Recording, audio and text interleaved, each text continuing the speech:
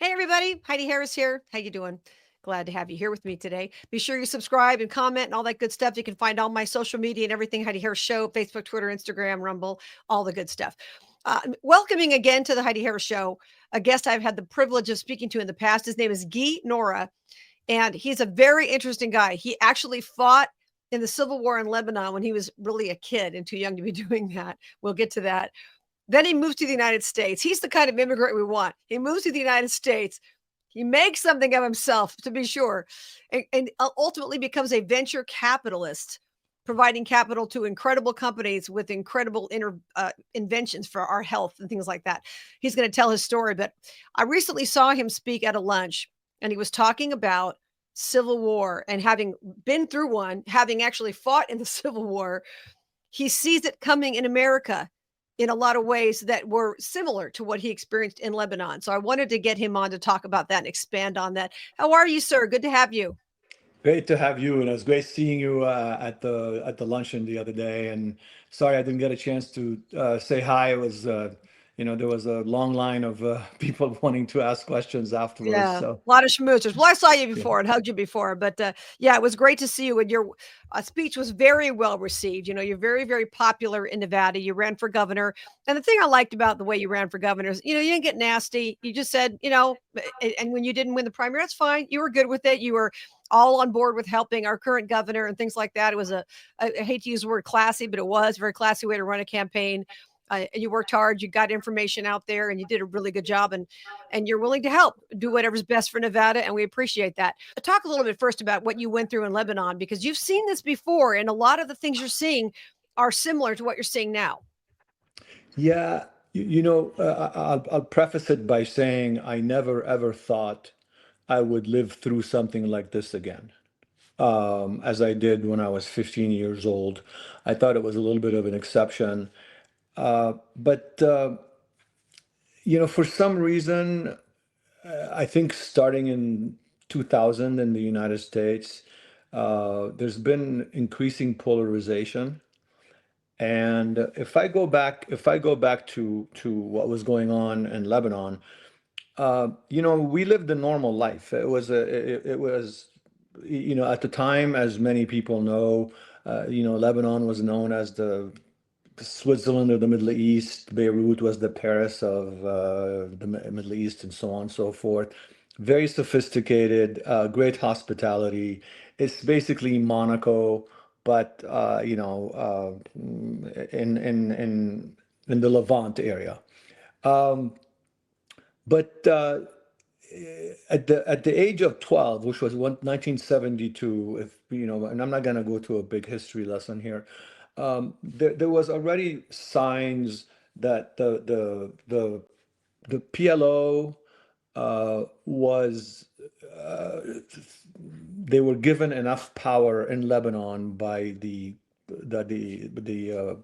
Arab League to actually lead their fight against Israel from Lebanon, nowhere else, just Lebanon. And the Christian Lebanese, of which I was one, we didn't want to have a war with anyone. It's all about neutrality. And from our perspective, we wanted nothing to do with fighting. So they kind of turned against us on their way to Jerusalem, as they like to say. So there's this very, the heartland of the Christian area. There's a beautiful town in a bay called Jounieh, and they would say the road to Jerusalem goes through Jounieh. So we basically became their enemy. Um, So was that was the town that you lived in at that time, or most of the Christians lived in? yeah, it was an area that all the Christians lived in. It was about half an hour from my house. Go- Uh, and so um, from my perspective, if you looked at it, 12, 13, 14, 15-year-old boy, I was going to school. I was going to, all boys school, obviously, Catholic. Um, I practiced. We had a big, our holidays were a big deal, whether it was a Palm Sunday or Easter or Christmas, etc.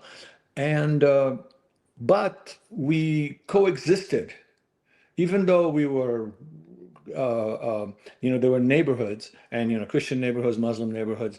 We still coexisted. So my dad worked on the Muslim side. A lot of Muslim kids came to school in my area. We were just it was just coexistence. You didn't think about it, but there was this underlying pressure that was growing and growing, as I mentioned before, because of the PLO, and mostly it was a political struggle that became a religious struggle. The Muslims, the power in Lebanon was in the hands of the Christians. So the Muslims were going to use the PLO as their military in order to change the political situation. And the PLO was going to use Lebanon to get into Israel. And if they took over Lebanon, that was fine too. So this is all going on as my life is totally normal. I'm playing basketball on the other side of town against other teams. My school is playing against other teams from other areas. Again, my dad works across the other side. They work here. And then overnight, it starts, and that's where I'm beginning to see here in the United States. It starts with polarization. You start saying things about the other side that are a little bit out of the realm of normality. You start saying things and doing things, and watching the extremes begin to lead everyone else, right? So everybody's in the middle. I usually like to do the famous bell curve, Mhm. 20%, 20%, 60% in the middle. Right. Well, True. the 20% started leading. So Mm. so if you notice now, and here into the United States, there's a 20%. I tend to, obviously I'm conservative, so I pay attention to what the left does that is polarizing. You see studies. They ask Democrats, liberals, not Democrats, liberals, right? Who's worse, ISIS or MAGA? And they'll say MAGA.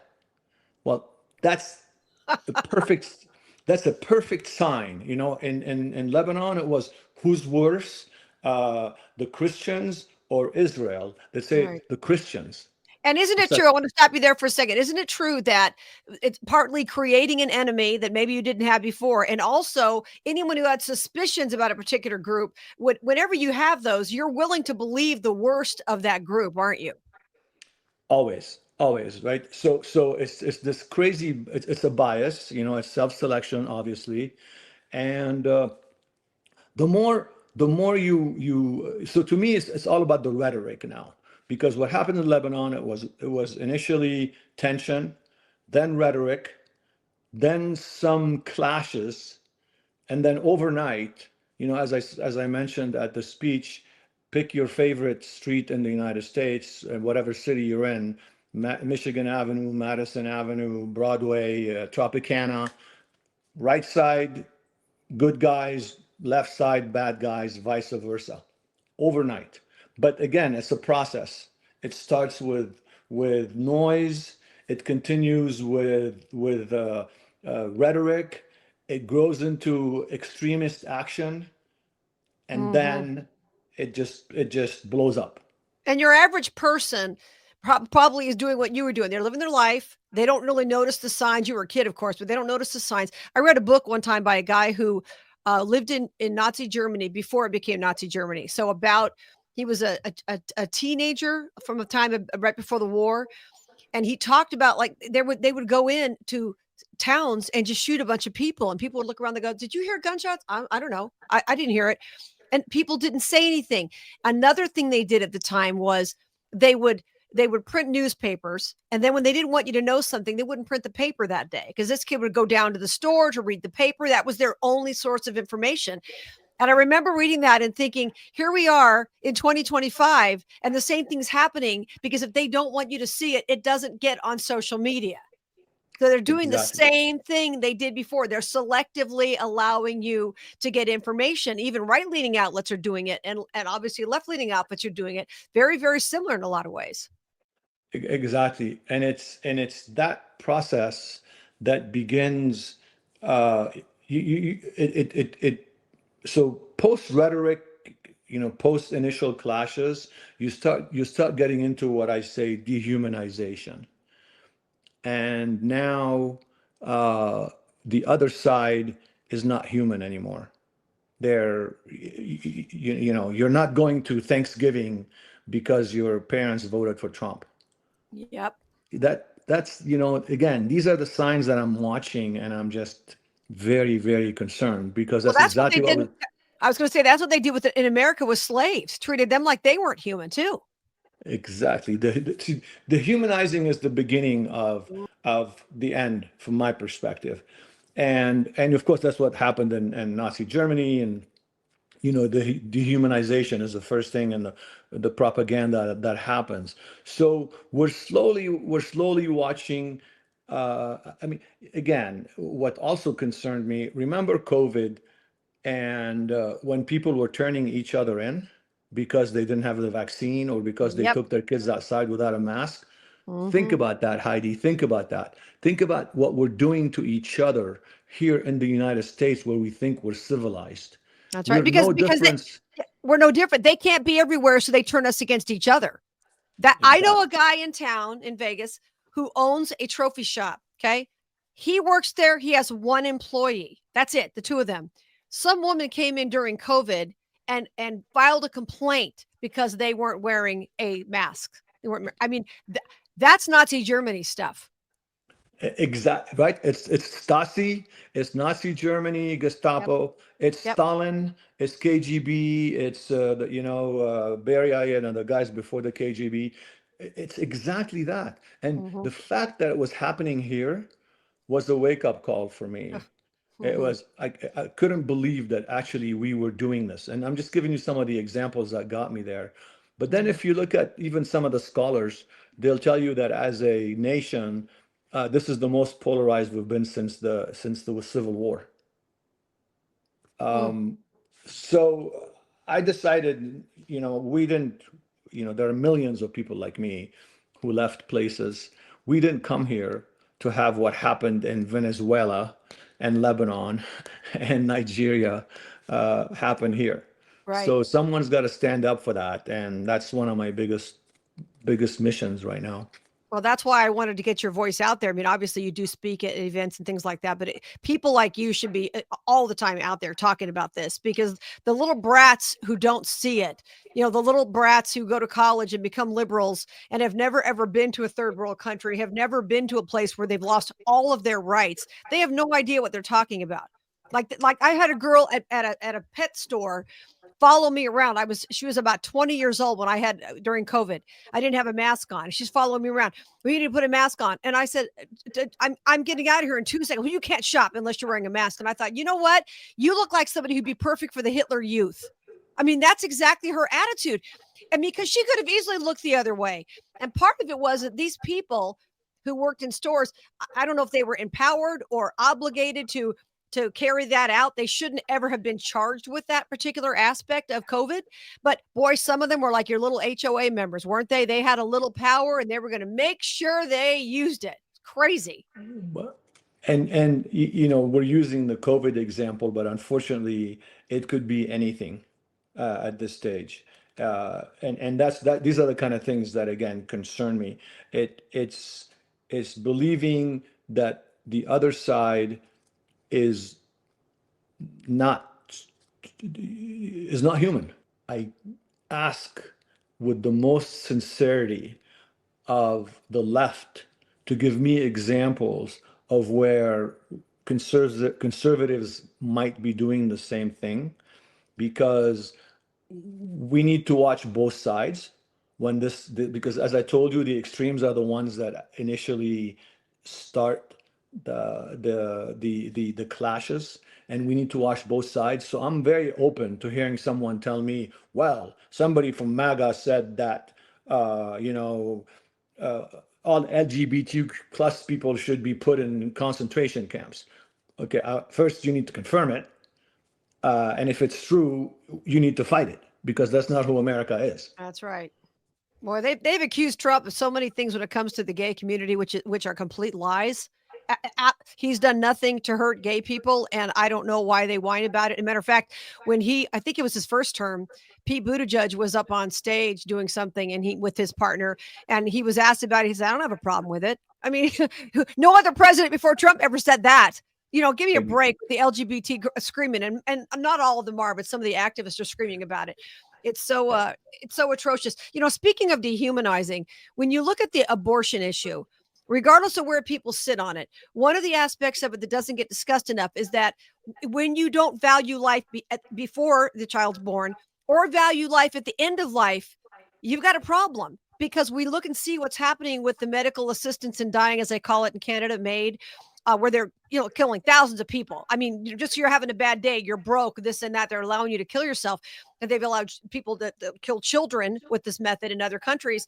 I mean, these kinds of things are scary. And I've talked to conservatives I know who support medical assistance in dying, and they don't understand that it goes from becoming an option to an obligation very quickly. And to me, that's all dehumanizing. Oh, you're old, you're not worth anything anymore, you're whatever, you're not useful, we're going to get rid of you. You're not born yet, who cares? To me, that's the same kind of thinking. and as you said, it's a very slippery slope. So again, I will give you an example. Um, if a society loses its moral compass, it's a very slippery slope. I'll tell you example in Lebanon again. In Lebanon, at the beginning of the war, they have IDs. So if you're lost in the wrong district, your ID tells your religion.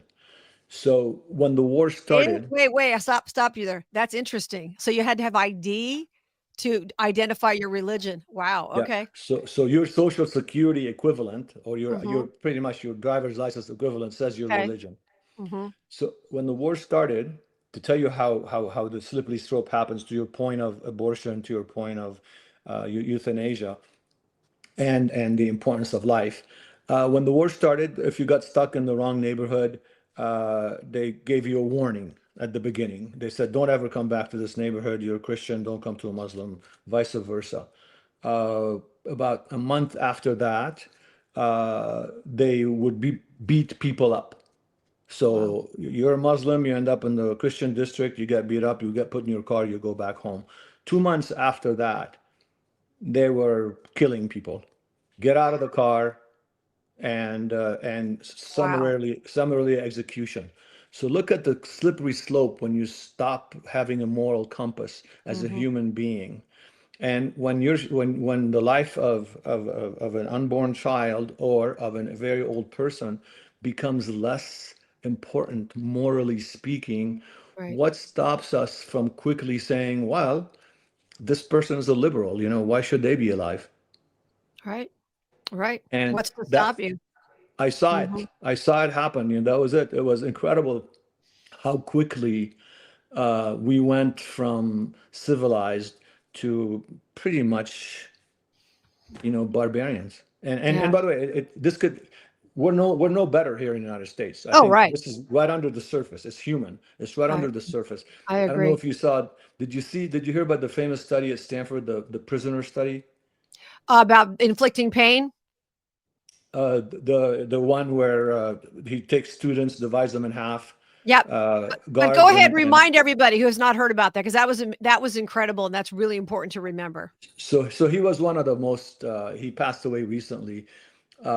He was one of the most amazing psychologists. So he took students at Stanford. Now, on paper, you know, very intelligent, great Mhm. SAT scores, so on and so forth. And for 2 weeks, he divided them up into prisoners and jailers. And by the end of the first week, the jailers were absolute sick, sadist actors, and the prisoners were victims, and he had to stop the study Wow. because it was so bad. Yeah.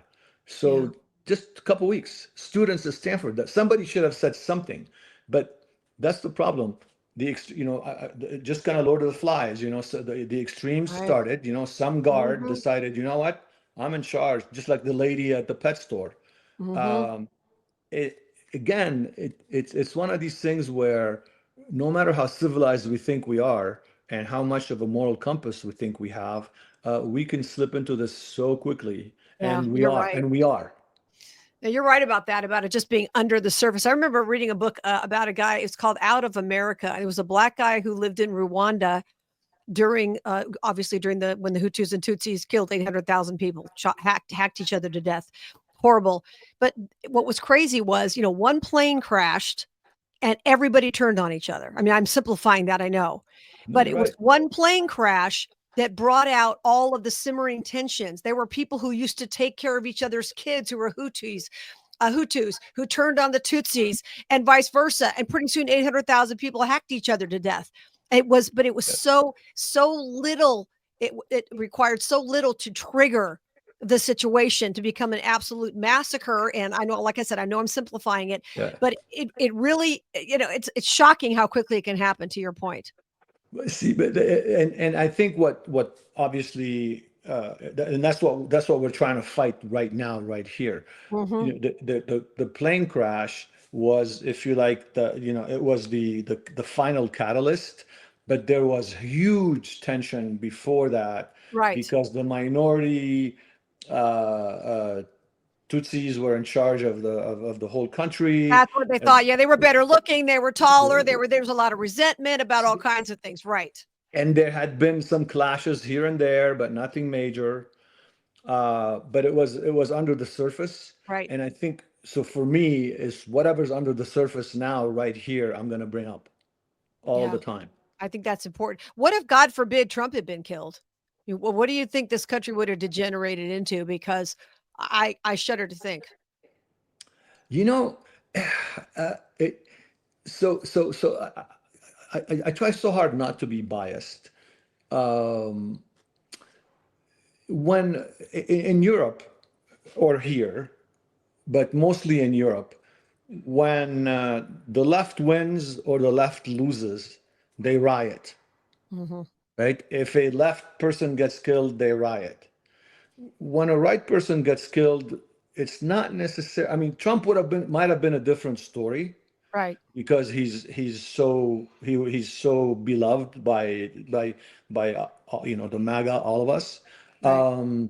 But I it would have been one more step. I couldn't see us picking up our guns and going into left-wing neighborhoods in Upper East Side and shooting people, Right. I right? hope not. Yeah. Uh, but I could tell you, as you're seeing now, look what they're doing to Tesla. Yeah. How many cars they burn yesterday? How many? And there was Yep, another bomb that wasn't exploded. Yeah, attacking Teslas in a parking lot. That's really going to get you somewhere. in Vegas, Yeah, in right? Vegas. So for some reason there's the left tends to be more prone to revenge and violence. Hmm. To Hmm. answer your question, uh, Right.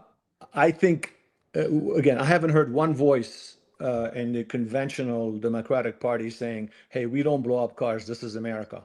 Right. I could tell you that as a voice, as small as my voice would have been, as I would have said, this is the worst thing that could have ever happened to our country. But Hmm. please, please, let's have cool heads prevail. Right. Let's win the election 10 times bigger than we would have otherwise and show Hmm. these guys that this doesn't pay. Yeah, and a lot of these people too, as we know, especially on the left, are paid agitators. I mean, you see the ads that they Yeah. run in various publications. They're right out there offering people money to show up who have no interest in the issues. They just want to make a few dollars to blow things up or smash things up or whatever. And so there's a lot of that going on. And now this is where I switch from peacemaker to no BS. Um, we need to stop these people immediately, and we need to stop them in as tough of a way as we can Yeah. through the government channels. But Hmm. unfortunately, in Lebanon, the government channels didn't work, so we had to do it ourselves. Right. I hope this never happens here, but we better be prepared. Yeah, we had better be Okay, so these prepared. agitators, if they're going to agitate in my town and my police is not going to stop them and my Hmm. FBI is not going to stop them, Yeah. I might have to stop them because they can't, you can't let them run loose. That's what Yeah. causes the problems. Yeah, I've always said that what defines a society is not what happens there, because bad things happen in every society. I don't care where you are, anywhere on the planet. We're all sinners. We all have the same inclinations, and so things happen. But the way you define society, as far as I'm concerned, is by what society puts up with. I mean, if you pull out your baton and start beating on your wife at an intersection in Riyadh, nobody's going to stop you. They will here in Vegas, but they Yeah. won't there. I mean, that's how you define the society. Do you tolerate this? If someone was beating on a dog at an intersection in America, somebody would stop them. But in other Yeah. countries of the world, nobody stops you, and evil's just right out there in front, and nobody does anything about it because either they don't think it's a problem. That's the biggest issue. They don't think it's a problem, or if they do think it's a problem, they won't speak up. And we don't need a nation of people who have no moral courage. That's what's killing us. And Heidi, to your point, again, another warning sign. How many videos have you seen of people beating each other up, and 80% of the audience is videoing, and no one's stepping in to stop the fight? That's true. It's interesting that you say that because I live near a park that's kind of near a high school. So I often see the kids ditching school, and I enjoy talking to them. And most 98% of them are very sweet. And I was talking to some kids one day and asked them how lunch is, or how, school in general. And long story short, they were telling me that if a fight breaks out in the lunchroom, it's the most exciting thing that happens all day. And they video it. And I said, well, why don't you just video it? You don't try to stop it. And they said, no, if you video it, you're a hero. If you get it on video. These are teenagers, to your Yeah. point. And, You and get, their perception is so different of what's right and what makes you popular. And it used to be that having some character made you popular. Not anymore. yeah. Now it's how many clicks you get on your Instagram because you Right. captured some kid beating the heck out of another kid. Right. Unbelievable. And again, it goes back to what I was saying, which is we become our moral compass gets lost, and we lose. You were saying it, the respect for life, the respect for humans, the respect for our fellow human beings. Look, we all grew. I mean, I grew up. I was a boy. Boys fight all the time. That's how it Mhm. goes. But never, when somebody's being bullied, we need to teach society and our kids that if somebody's being bullied, you need to step in. I remember interviewing Frank Collada, the former mobster and former mob hitman. Many times I interviewed Frank, and he lived here in Vegas and now has passed away. But I always found him very fascinating. And he used to say something interesting. He said, when we were kids and we fought in the street, we fought with our fists. He said, there were no drive-by shootings. That stuff didn't happen. We Mhm. handled it like men. Now you can argue that, fighting, whatever, but we handled it like men. And now they do this gutless thing where they just do a drive-by shooting. And also, I was thinking, as you were talking, I was thinking about how, I've never seen a fight in a grocery store. I have never seen a fight on a plane. The things you see on social media every single day. Okay. And now everybody's aware of it, and it makes you agitated toward other people when you might, or you get on a plane, who's going to be, trying to put their seat back when I don't want them to, who's going to be trying to take my seat, whatever it is, when you might not have thought of that. I've never had a problem with someone trying to take my seat, but you hear about these things, and now we're all on edge because we hear about these occasional incidents, and it makes it sound as if it's happening everywhere to everyone. Yeah. And it's that famous 20%. Hmm. And that's what Right. we always need to appeal to the rational majority in the middle. Right. And Yeah. remind them that, you can go take your dog for a walk and have a Yeah. nice day and not run into anybody who calls you a name, a racial slur, or anything else. That's the way I live my life. That's the way you live your life. And that's the way most of us live our lives. And social media, they just, they magnify all the Of things course. that'll get them clicks and send us more. And you want to see a fight? We'll send you 20 more fights. Here we go. Yeah. And the Yeah. next thing you know, you get a very distorted view of what's really going on in the world.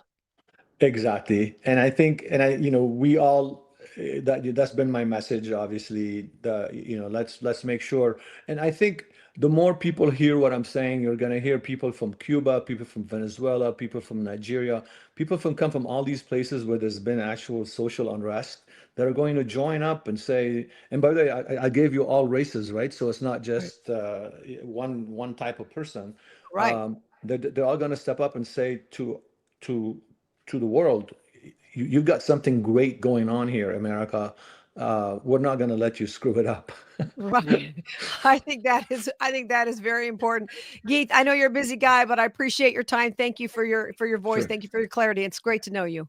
Always a pleasure. Hope to see you again. Absolutely, you will. Thank you. Thanks, Heidi. Great talking to him. Oh my gosh, it's important to remember, and it's important to talk to people who've lived through this and seen this firsthand. And if you read anything about history, which that's my favorite thing to read about, you read about history and you see how things start brewing, and things don't just come out of a vacuum. There's always something behind it, something that maybe you missed that was happening. We really have to pay attention to that. So thanks for being here, and please check out all my social media and like, subscribe, comment. And check out my website, HeidiHarrisShow.com. Okay, guys. See ya.